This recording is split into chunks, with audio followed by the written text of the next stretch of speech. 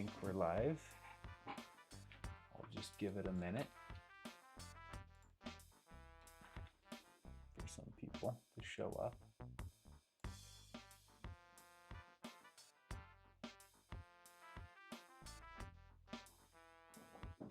All right.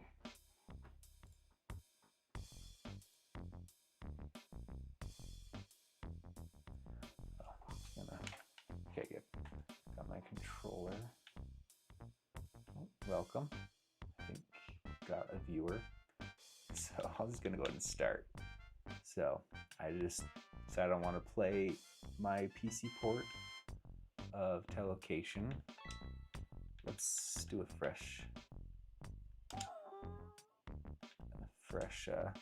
save file.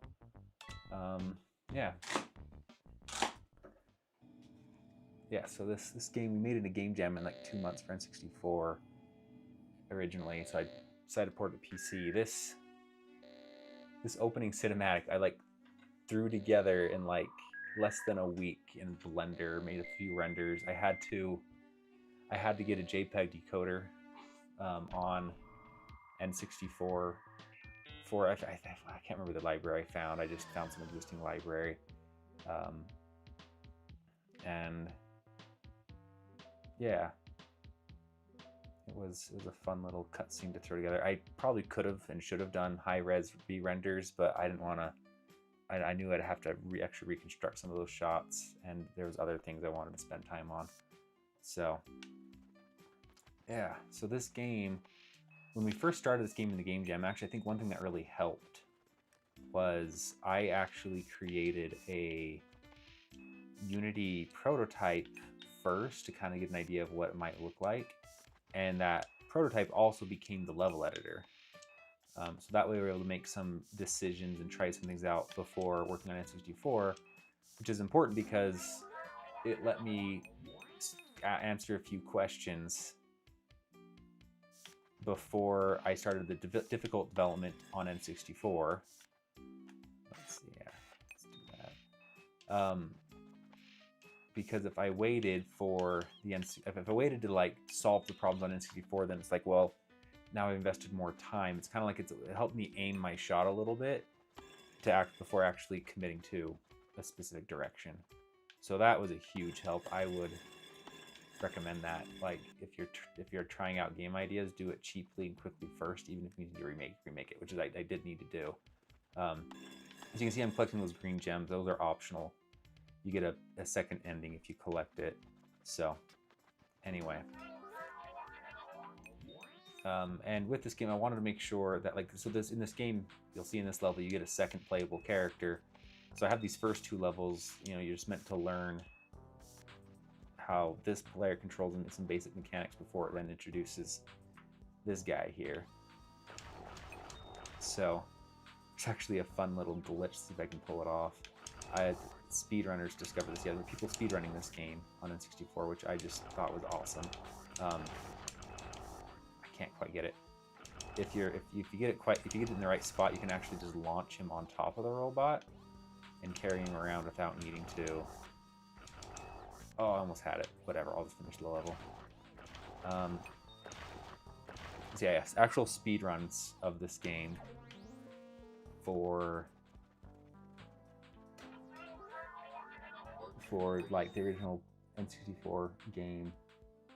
I thought, anyway, that was kind of cool. And like they found lots of bugs. They actually found even like a bug where you can skip levels if you do things right.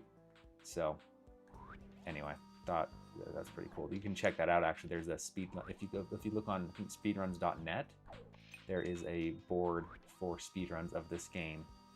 Go check them out. They're actually, I find it really entertaining, but I'm a little biased. So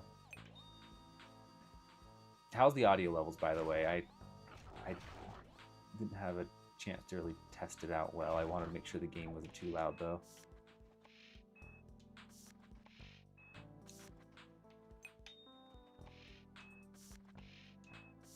Yeah, this is the PC port. So the biggest thing with the PC port is I added online play. Other than that, I wanted the game to stay as close as possible as the original. Although I wouldn't. I was originally wanting to make higher res graphics that you could turn on and off, so you could, like, you know, remaster graphics. But the online play ended up taking so much time that by the time I finished it, I'm like, okay, never mind, I'm done. I don't want to do any more on this project. It was supposed to be like maybe 4 months, and it ended up taking closer to like 6 or 8. So maybe like I'm considering doing a Steam release. Oh, I didn't get all the gems on that level. Considering doing a Steam release, and maybe if I decide to do that, I'll add a few things I was hoping to get to.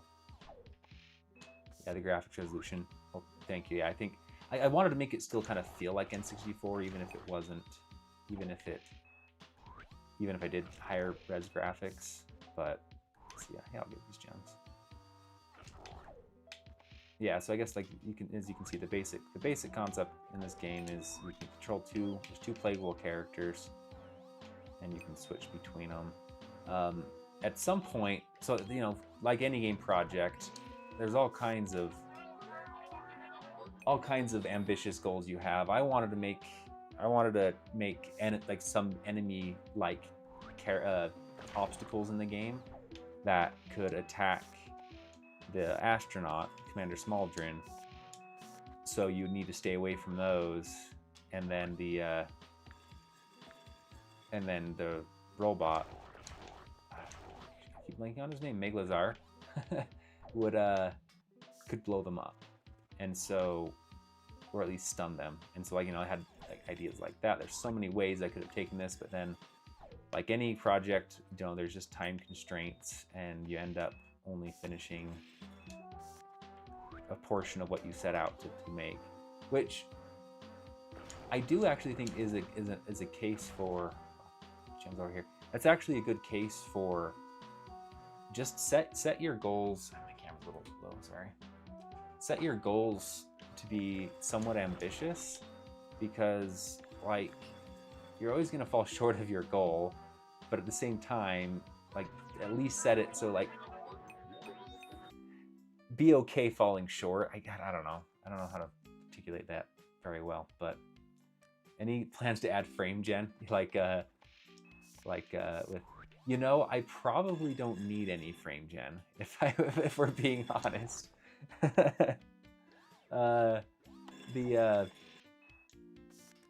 I'm guessing that's the joke. I would. But actually, related to that, though, one thing I might end up going back, or I would like to do, or wanted to do, and might not actually ever go back and do, is interpolating between frames just in engine, in the game, and then rendering those interpolated frames normally. Just because whatever. My updates are only happening 60 updates a second.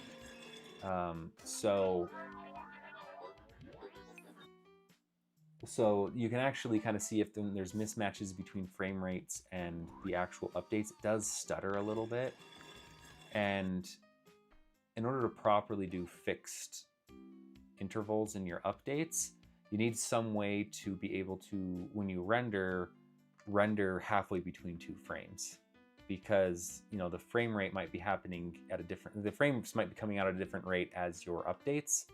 And I mean, there's a few ways you can handle that. Maybe one way is you have like a lot more updates per second, and I could have done that, but I wanted to make the gameplay to stay consistent with how it was on the original. So I didn't. I just kept it at 60, and it actually makes it consistent. The N64 game didn't actually run at 60, but what it did do was it ran at 30 frames per second. But I actually updated the position of the player characters twice per frame. So the player movement was actually happening effectively at 60 frames per second, even though the frames rendered and the updates were happening 30 times a second. Wait, I missed something. And there we are. Okay. So anyway, so the solution I was wanting to do is whenever you update. Oh wait, I need this guy to get the robot over. Whenever I render a frame, I just check, okay, how far am I between updates, and use that extra time to interpolate between frames. But I would need to do that properly. I would need to interpolate every single frame, every single object in the frame, and I ended up just not wanting to spend the time to do that. Also, this level, I missed this super simple skip. Like, you're supposed to go over on these platforms and use that switch to move it back and forth. So, you know, you have the astronaut jumping from platform to platform and the robot moving on and off that switch. But you can just jump around it. So yeah, that was, I don't know how I had that oversight, but speedrunners found that pretty quick. Anyway, I'll just do the skip. I already missed some gems. I can just, if you want to see the good ending, I guess you could play. I mean, there is a cheat code. On the main menu, you push up, down, left, right, and I think it's escape enter instead of BA. It's escape enter. Then you unlocks it just 100% the game file. That also exists in the original. To hide any Easter eggs in the game, there's actually one Easter egg that I will show when we get to that level. And I guess the other Easter egg, the Konami code Easter egg. So those, let's see. I think those are the only two things. I was hoping to add a better secret for the Easter egg that we'll when we get to that point, you'll see the Easter egg. As there's a specific secret I was hoping to do, but again, it's keep coming back to the networking just being slow or taking way longer than expected. Oh, hey Charles, thanks. I appreciate you loving the games. I love making them, so I'm glad there are people who like playing them. I need to figure out how to show chat on screen, don't I? I'll have to figure that out some other time, though. I'm not gonna spend the time to. 1 second. I just said I'm not gonna spend the time. Okay, I don't see it immediately. Whatever. I'm sure there's a way in OBS to do it really quickly right now. I just don't know how. I should figure that out. All right, and then this level, usually just pop out chat. Okay, if I focus away from the game, then it pauses. But is it?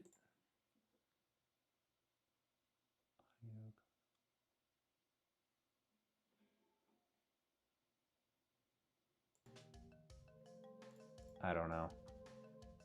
You do it from the YouTube stream page? Oh.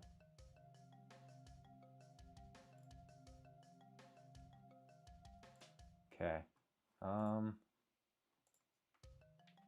I don't know. I'm not seeing it.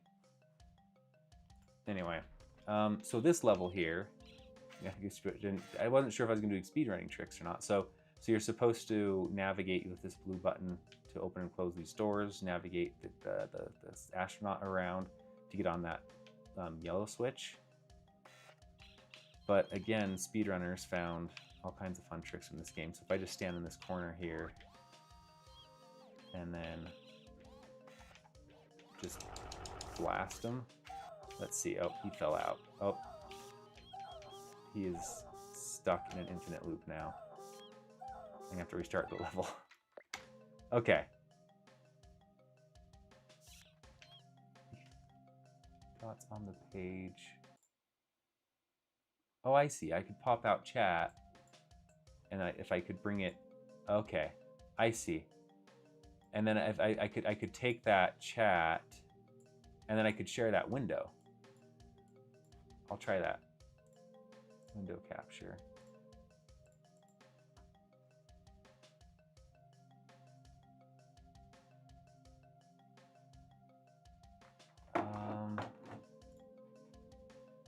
Hold up.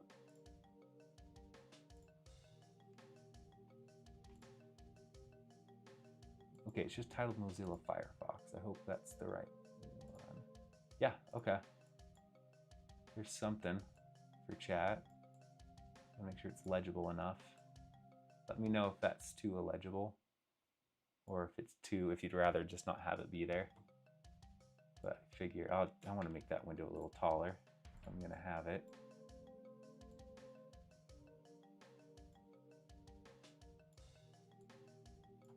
There we go. That's okay. YouTube's pretty weird. For example, your volume on your browser is quieter than on my phone. All right. All right. I'm gonna try that glitch one more time. Oh, I think I got it. Did I? I'm stuck in the wall. Oh no, I failed. Okay, let's try that again. I'm no speedrunner. Maybe I'm missing something. I just remember. Okay, no. I know there's a trick here that you can blast them. You can blast the. Or maybe it's just push them out. And then I jump. No, I think I have to use the attack.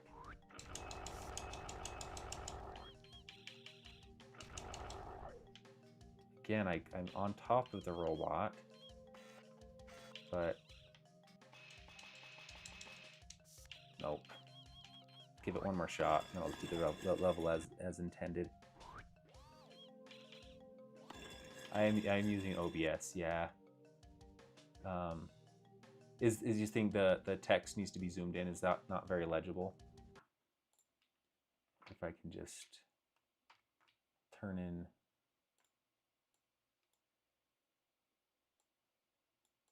All right. I mean, I know, like, okay. Can I get rid of that? Whatever. Okay. Is that better? Yeah, I'm using OBS. I'm no expert. Oh.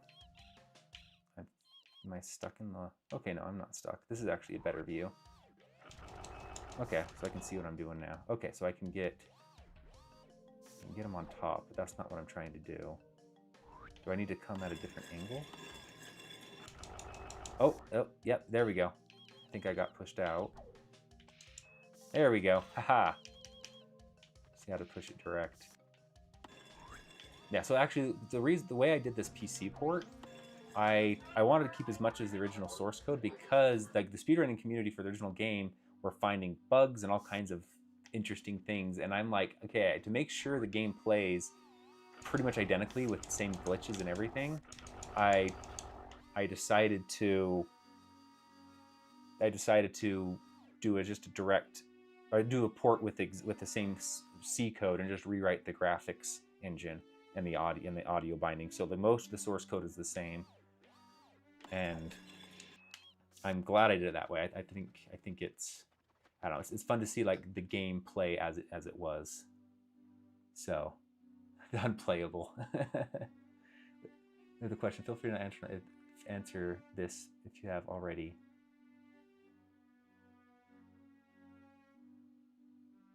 Oh, okay, GTPO. Yeah, I consider using GTPO. I didn't know it existed. And what compelled me to roll my own code? Because I like to write things when I should be using libraries. That's why I have a bad habit of wasting a lot of time making stuff that's already been made. But I enjoy the process of making, which, yeah. I mean, then I think maybe that's one reason why the N64 game development appeals to me, is because in order to make N64 games, you kind of have to make a lot of the stuff on your own. And because not a lot of people are doing that, maybe for good reason, but they're not, it kind of there's more space for N64 game development to stand out.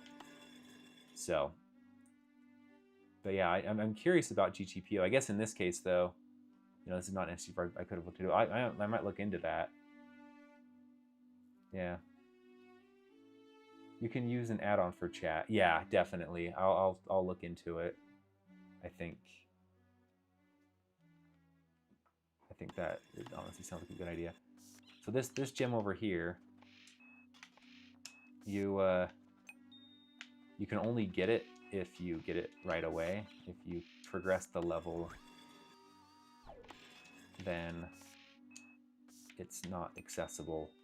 I mean, you can always restart levels, and you can restart the level, and then, or just, you know, it saves which gems you've collected. So if you don't collect a gem on the first playthrough, it remembers it, and so the next playthrough, you don't need to collect it again. So let's see, how difficult is the program on N64? Let's see. Because you're programming in C and C++, like, there's just that difficulty if you're not familiar with it. Once you learn kind of how the graphics libraries work, I honestly didn't think it was too hard, mostly because they're just so simple compared to, wait, I think I need to send, no, I sent the robot. They're so simple compared to what kinds of things you can do with graphics today. So for that reason, it is, oh wait, this level trips up a lot of people. I think there's kind of an alternate solution other than the intended that people end up using, but I always have to remember how to do this one. But yeah, and then other challenges in the N64 is you kind of have to, it's not super, like, not everything is as well documented as more popular platforms to program on. Okay, no, I remember now. I've got to do this. Yeah. And so that's another challenge, and so you have to kind of do a lot of learning on your own, or figuring things out on your own, trial and error. And then another challenge, kind of related to what I was talking about before, was N64 doesn't really have a lot of libraries for it. And, you know, if it's a C library, you can use it.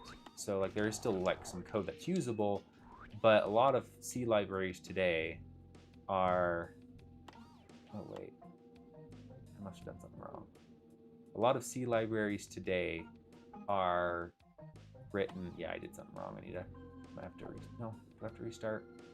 I don't think I need to restart. Anyway, a lot of these C libraries are written for modern hardware in mind, so they might not be optimized for they might not be very well optimized for N64. So GTPO is considered the gold standard in fighting rollback for a long while ago. Okay, that's interesting. I'm curious to look that up. All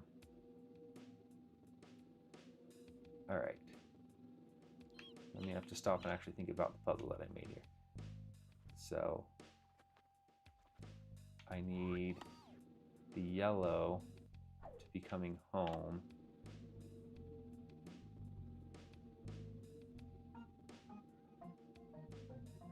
When I get, okay, so I do that.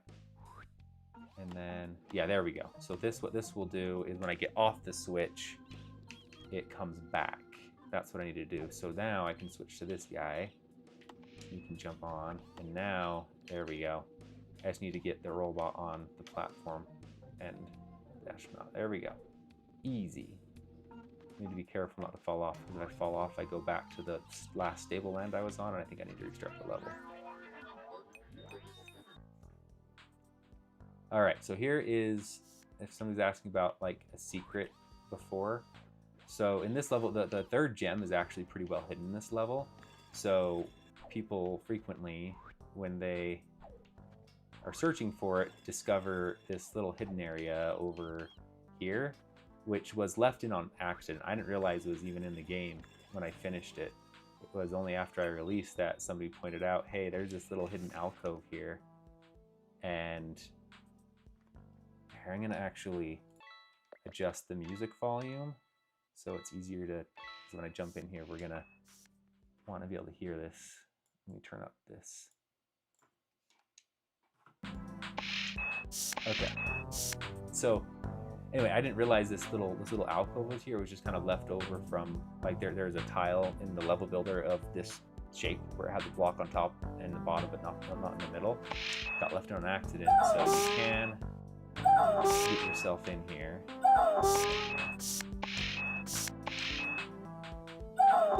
Maybe.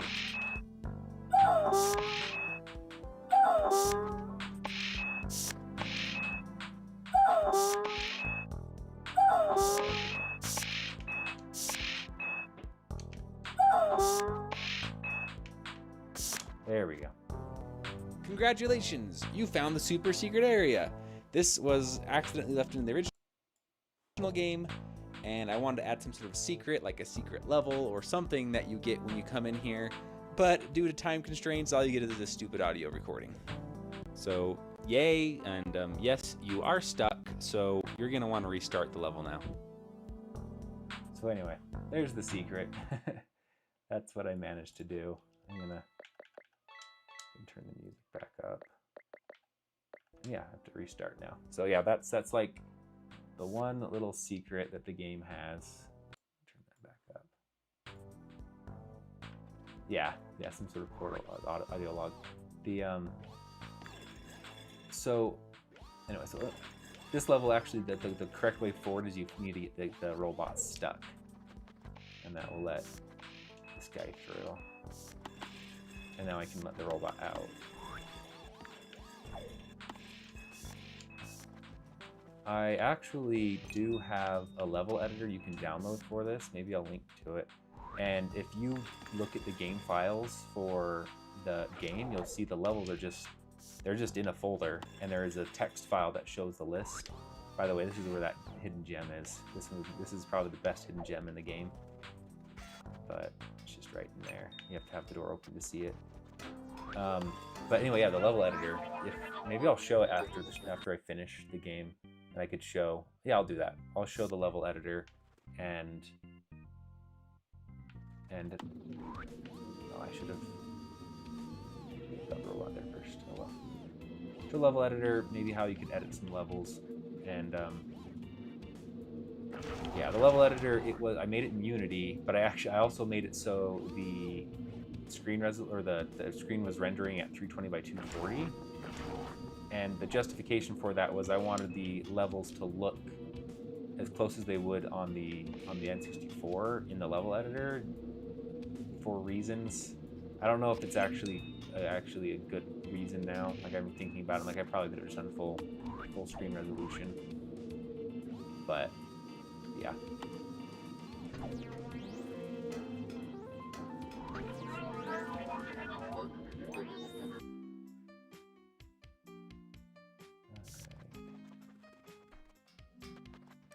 At this point, I'm probably just gonna beeline it to the end of these levels. I won't show we're not gonna get the good ending, I guess is what I'm saying. Alright, so this one, I need to go step on the yellow. Because if I get off this, yeah, that changes. Oh yeah, there's the yellow switch right here. Okay. So now he can get through. I think, if I remember correctly, yeah. Then he comes over here, puts the robot down here, he gets stuff on the red. And now that lets me do the permanent switch. I don't know if you haven't noticed, I mean, I figure, oh, I need to come let the robot out. I was hoping that just like through just, you know, if you were playing this game yourself, you'd catch on that like the square switches are permanent or are temporary. They only activate if you stand on them, and then the triangular ones are permanent. You step on it and they stay toggled. And they also made it that every switch that you push just inverts the signal. So every color has a signal. Every button just toggles the input, and then the response, you know, is every switch is tied to an output. But then it also can be tied to the inverse of the output. So that way, like, you could have one door up when the signal's positive, another one down. And that's all changeable in the level editor. And I'll discuss that when we get there. Let's see. Oh, I need to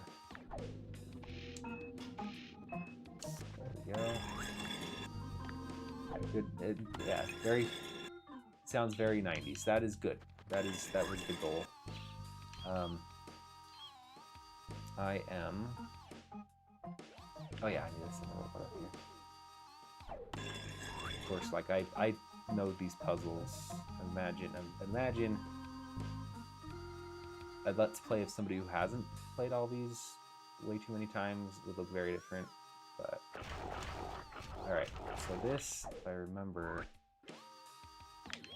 Oh wait, I needed to have the red switch depressed before I... You can make it in a single cycle here, this blue platform, but I'm going to miss it because I didn't have the door of the gate open yet, but that's alright. I'll just bring him around and miss the second cycle. Okay, good. Not miss the second cycle.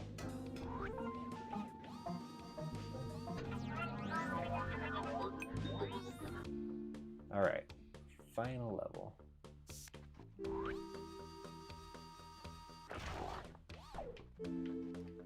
Okay, I need to send him through.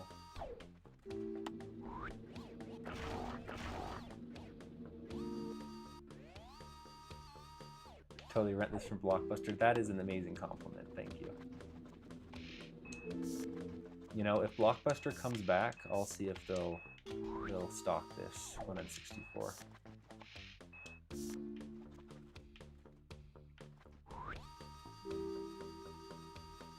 Hello, Purple Spartan.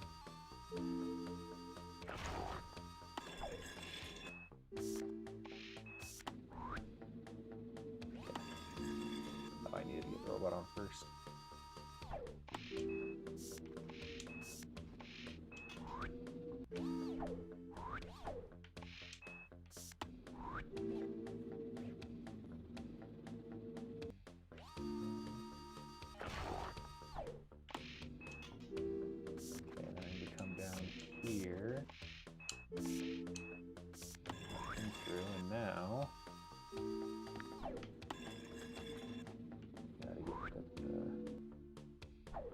Jump first. It plays different when you have co-op. And I did try to, when I made this game originally, I wanted to do co-op from the beginning, not online, but just split screen. And so I tried to design the levels to be fun in co-op mode, that you didn't have somebody sitting around doing nothing for too long. And I think most of them work well. There are a few duds, but there we go. Last level, the robot doesn't come. So there it is. Playthrough of Telocation Gemini. I'll move myself out of the way just a little bit. So I did get the sad ending. You can see we can't bring the robot home with us. So I'll give you one guess what happens if you collect all the gems before beating the game.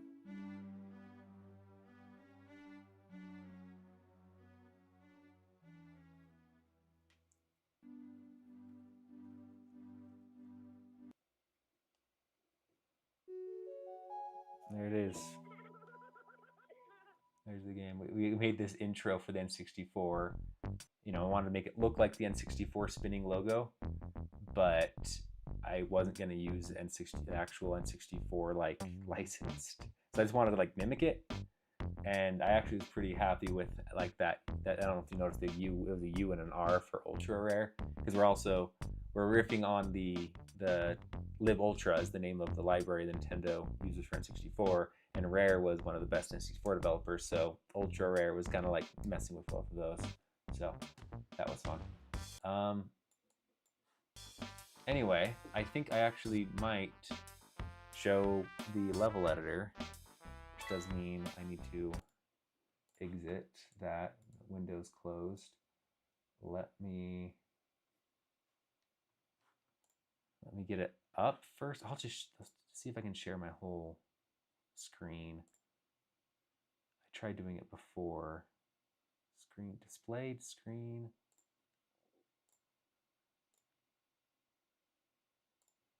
Okay, there we go. That worked. Let me get it visible on screen and then send it to the bottom so it doesn't cover that up. There we go. So I can just pull up where the game is stored. I'm just gonna pull up my development repo. But if you were to pull up the zip file of the game, and you'd see it just has telocation.exe. It has a folder for the server because I just distributed the server for free. If you want to run it locally, you don't have to. You can like configure your settings. You have to edit a text file to do it, but the instructions are all in the game zip file. But you can connect to your own local server if you want.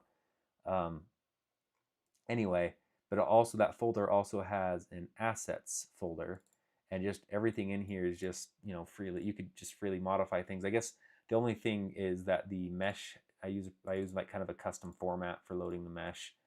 Again, because I rewrite things instead of using other people's code, and I don't have a good excuse other than I just enjoy it. And then inside of here, there's this levels folder. So there's a .level and .meta for every level, but then there's also this levels.txt, and you can see this just has the list of levels. It gives the name of the level that you want to display at the start of each one. I can zoom in a little bit to make this a little easier to read. And then it has the name of the level file in the same folder as the levels. And then there are 3 color themes. So purple, gray, and red. So if you notice, like the levels have slightly different palettes and stuff. So that just chooses what color that uses. And then you also have the name of the song you want. And it has just .ogg. So if you were to come back to this music folder, you can see that's just where the music is. So you could drop your own .ogg files in there and then edit which levels link to which songs. And then if you want to actually edit the levels, well, let me pull that up. So if you go to lambertjamesd.com/telocation, it will have, and I'll post that in the chat here. When's the N65 coming out? I've been waiting for decades. Me too. All right, so you can just download the level editor. It's a Unity game, which don't tell Unity because then if they find out I'm distributing it for free and they're gonna charge per install. Not really. This is before they had that license. I don't know if they might have tracking. I don't know if they could trace it back to me. Either way, so you can actually download all of the levels of the game right here. I mean, but they also come bundled with the PC version. So I'm going to download for Linux. That's what I'm running right now. And yeah, so you run that. Oh no, it popped up on the wrong screen. So you guys aren't seeing this. I get it to pop up on this screen somehow, because it goes full screen for some reason. Dang it. Well, here, let me just share that window really quick. Window capture. And we're gonna do Game Jam prototype. There we go. Let me resize that so it's visible. All right. And I had it play music for this prototype here. So yeah, it's so very janky. I don't want to underneath that.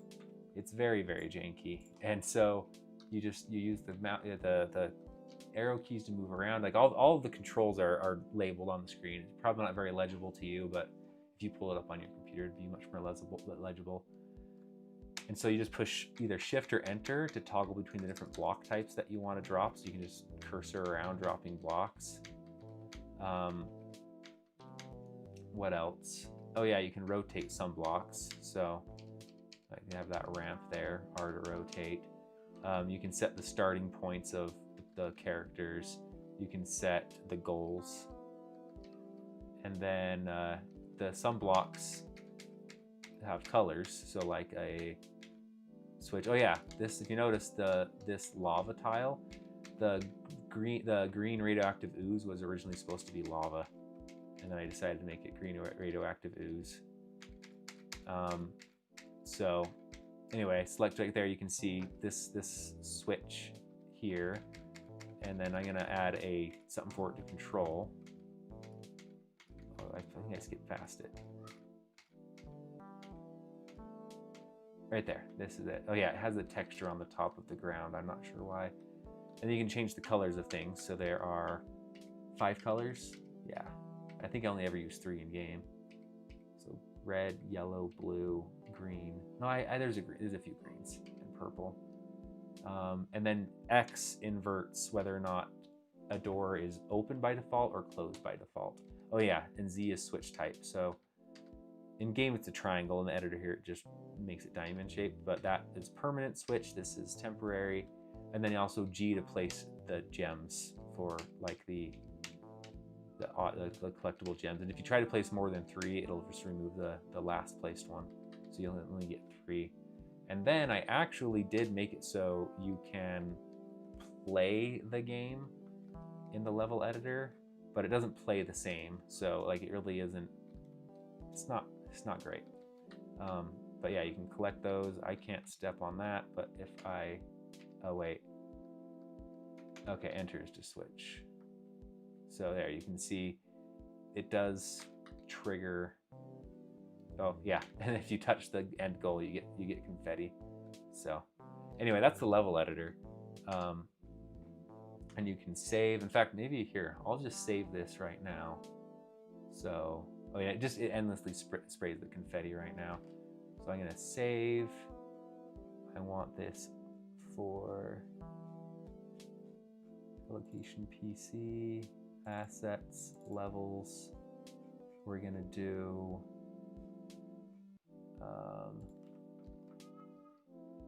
test.level, sure. And then I don't know if you need to add a metadata file.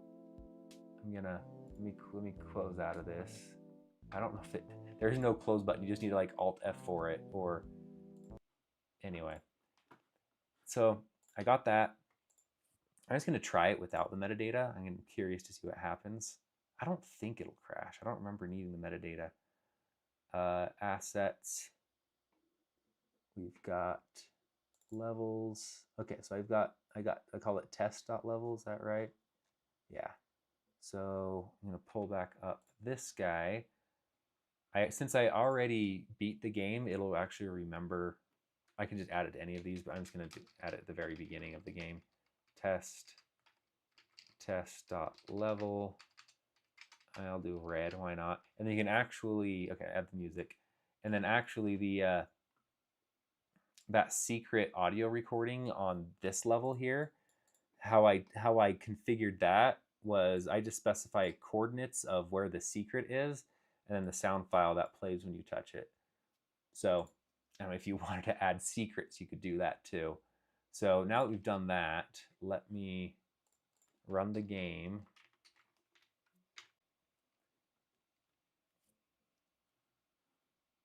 Okay, you guys still see that, right? Yeah, okay. So we pull that up, single player, level select, and there we go. So test is on the list. And hopefully, there we go. Oh yeah, since it's the first level, it adds the rocket. I forgot about that condition. So yeah, I don't have to worry about placing the rocket. It's fairly automatic. So yeah, here's the level. And yeah, so there's a level editor. If you want to make your own game, your own levels, you can.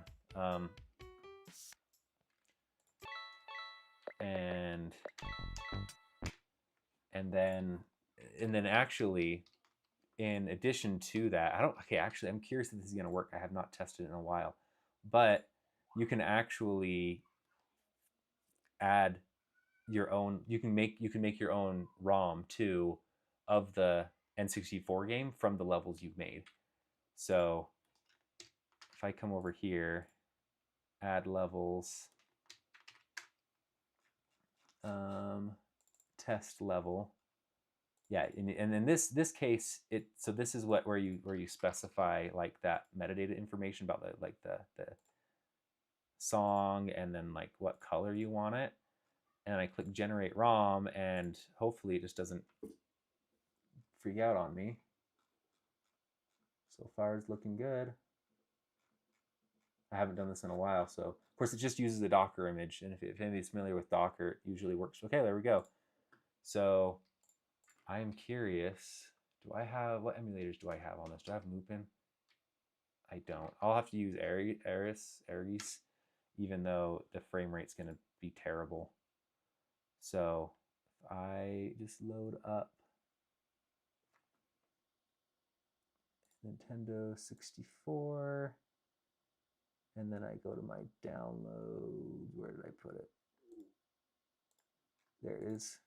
All right, so this in theory should boot with that one custom level that I added. Yeah, it is. Yeah, this is such a slow emulator. It's because it's trying to do it cycle accurate. I could find one online really quick. I'll just go through. It's not gonna be long. So new game. Oh, I have to set up the controls. I think. Gosh, what are the defaults? Okay, I think I got it. Okay, it's C for A. So, and now, if I did everything right, I'll skip the cutscene. Yeah, so now it's an N64 ROM with the custom levels. So, if you wanted to make your own levels for the game, you totally could. And then you could play those custom levels on both PC and N64 with those tools. I haven't really documented that anywhere except I guess now in this video. So you're welcome. But I think that is actually probably what I'm going to do for now, streaming wise, unless somebody has any other questions or anything they wanted to see. But I think, yeah, I think I'm going to hop off. So tried running Portal 64 with an N64 emulator, but it's really tricky. A user guide would be better. Yeah, I don't know which, and depends on which emulator. I think most emulators that I tested seem to work, but I mean, I was just going with real hardware. I figured like if you want to play on PC, just play the real game. I suppose like you can play like mobile emulators might be kind of cool. But anyway, that's everything. So thanks everyone for watching. See ya.